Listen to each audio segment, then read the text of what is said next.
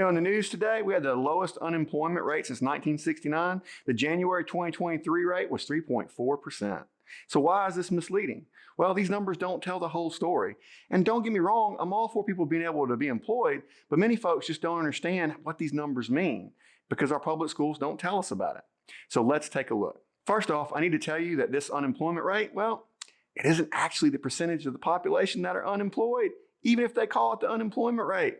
The Bureau of Labor Statistics, or BLS, they've got 6 different measures of unemployment, and not a single one of them actually measures the total percentage of the population that are unemployed.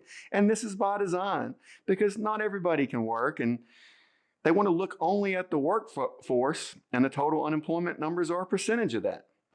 So we're going to look at these 6 different measures in just a minute, but we need to get some definitions out of the way first so we can understand what's really being reported on here. The labor force, it's composed of people who are 16 and older who are either employed or unemployed, which should be everybody, right? Not the way they define it. Due to the way the government defines unemployed, which we're going to look at in detail in a minute, this means that the labor force is basically people who are working or looking for work. That's right. You cannot be working and not looking for work, and you aren't employed under the BSL rules. It's government magic. So what are the employed folks? Well, the employed folks have to have one of at least the following. They've got to work for at least 1 hour as a paid employee. Work 1 hour, boom, you're employed. Work 1 hour in their own business, even if it's unpaid, or temporarily out of work but are expected to return, or worked without pay for 15 or more hours in a family-owned business. So yes, you can be employed even when you're working for free under these rules. But wait, if you do volunteer work or unpaid work for a non-family-owned business, then you aren't employed. It's confusing to say the least, but we haven't really gotten started down the path. I do want to pause here and say thanks for taking the time to watch this deep dive into unemployment with me. Hit the like button if you find this useful, and comment below if you think I should make other videos on similar topics. Remember how I said there were 6 different measures of the unemployment rate? Those are called U1, U2, U3, U4, U5, and U6.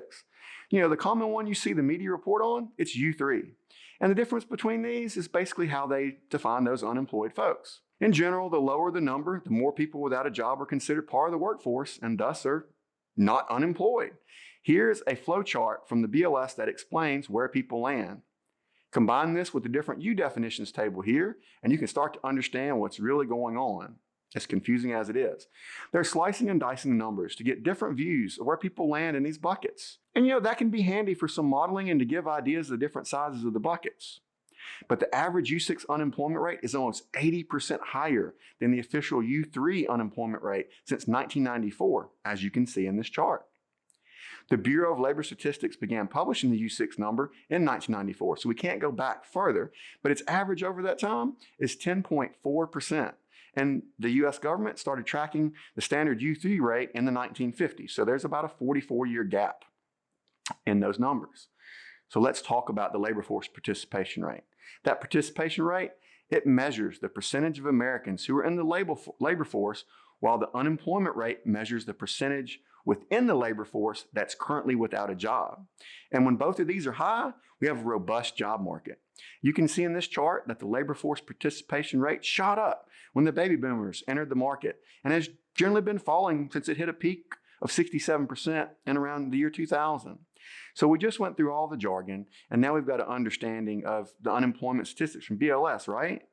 Well, not so fast. There's no age limit in the workforce, but as people tend to get older, they tend to leave the workforce. If they can, they retire or have to leave because of health reasons.